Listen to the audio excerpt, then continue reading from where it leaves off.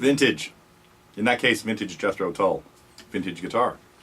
It is April 15th, Friday. Generally tax day here in the United States, but not this year because of a really, well, somewhat obscure holiday that is not celebrated, honored, or even known about in 50 states. Today's trivia question: who knows why taxes are not due until Monday this week? Pretty strange little story. Anyway, next week I guess that would be. But it's been the usual, kind of busy week around here. Actually busier than usual, I think, because we kind of discovered a few little gems that had slipped through the cracks and are starting to bring those out again. More on that a little bit later.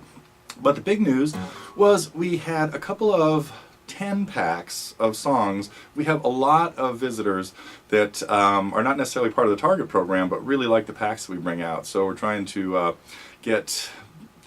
keep those coming. And this week we put out a 10-pack of George Harrison featuring songs, well, all the Harrison songs that are up here, including the one he wrote for his buddy Ringo, It Don't Come Easy.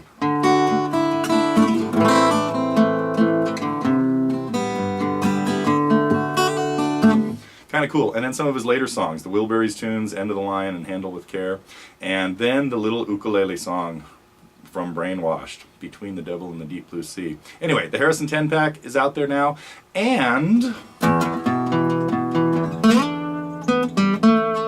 I had a blast putting together that song, and that became kind of the headlining song of our 60s psychedelic rock pack.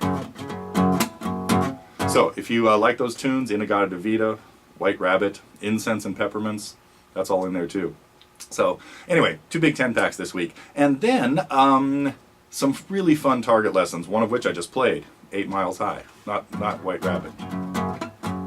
But we got into the Beatles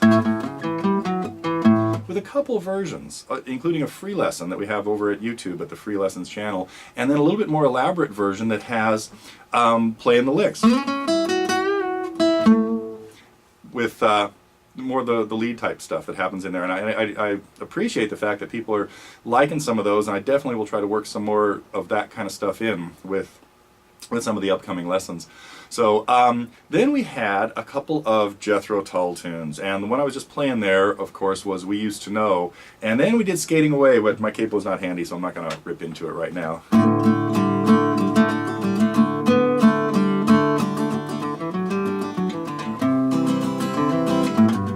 Sounds like without a capo, but fun tune. And I saw some comments up there that people thought I may have overrated that one. Trust me, Ian's tunes are hard to play, and particularly hard to play and sing at the same time. So Skating Away on the Thin Ice of a New Day, that was pretty cool. So the other stuff that happened this week, and the little gems that I stumbled into, are some lessons.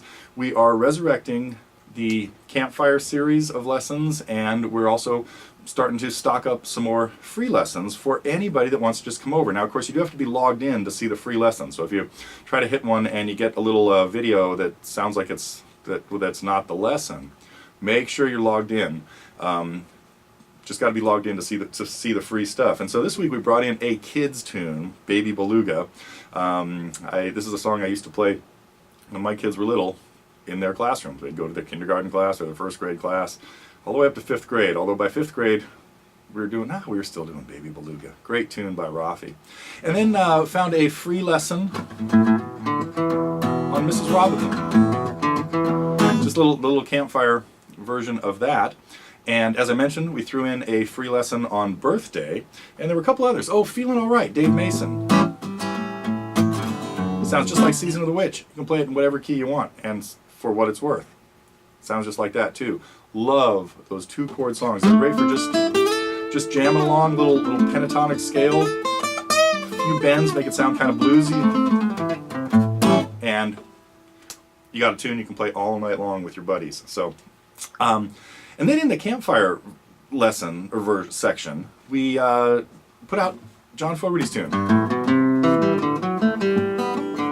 Center Field. Mostly just a strumming song, but it does have that cool little riff in the beginning. So I hope you got a chance to check out the lesson on Center Field. So, and speaking of vintage stuff,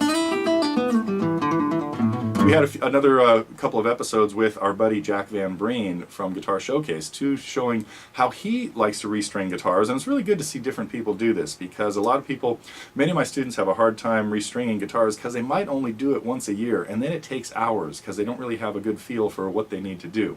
But Jack talks you through a little bit about what he likes to pay attention to when he's changing strings. And then, that was in the Luthier's Corner. Then we had a little episode in the vintage thing where he looked at his teenage guitar, a Yamaha FG 180 that he got for about $100 back in 1969. And that's about the same vintage as my very special Yari here. Got this in 1970. And it definitely shows it. It is pretty well used by a teenager at the time. Of course, I think my teenage son used it a lot too in the last decade. So anyway, so we really appreciate Jack's contributions to the site, and I know people really like watching him. We have we're always got stuff working with him. So the other thing that's been happening on the site is we are always adjusting things behind the scenes and stuff like that, and some of them become obvious, some of them not for a while, because we're always trying to make the site just easier and more consistent with things. And one of the big ones is now the left-hand menus, which if you're looking at me from over there would be on this side of the page.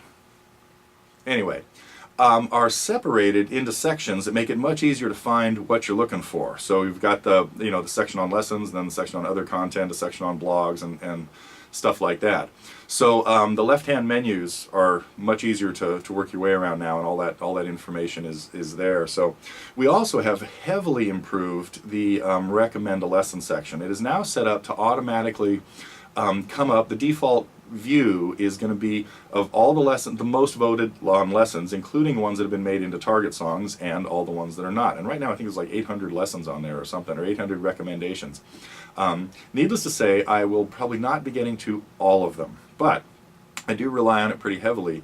And you can see if you look at the ones that have target symbols on them, there is a heavy concentration of those, especially on the first page, in the first 100.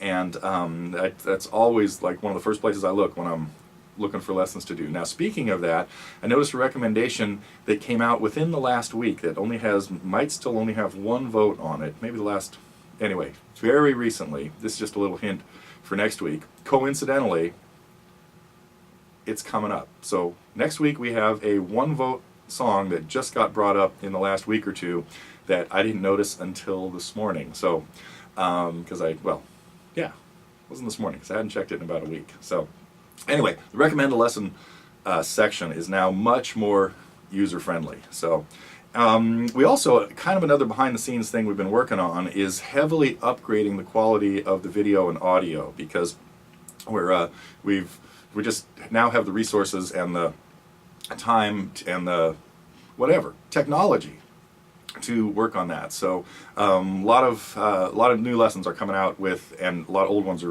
are being adjusted to where you have more choices that help with the streaming issues you might have, or an old computer or something like that. So we listen to just about everything, every comment we get and suggestion, and as most of you know, we usually try to get to them. So I'm gonna get out of here. That's probably about enough for today.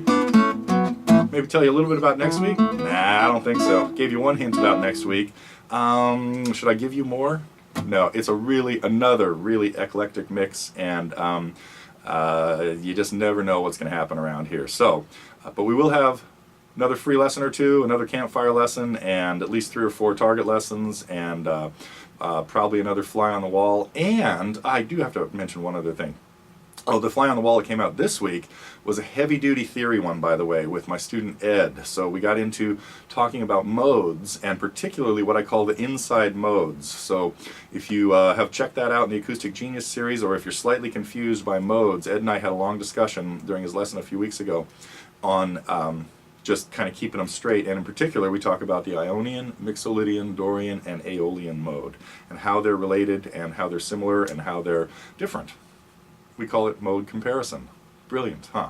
So, anyway, so that was what was going on with the last today's fly on the wall video, and the other thing I was going to bring up is that we as part of our auction thing, you know, we had people being able to buy the right to suggest a lesson. And we are getting closer to one of those. I've got the suggestions from our winner, from Bill, and they were mostly high-end guitar pieces. So just so you know that coming up soon, we probably have something that will keep the people that want to learn this happy.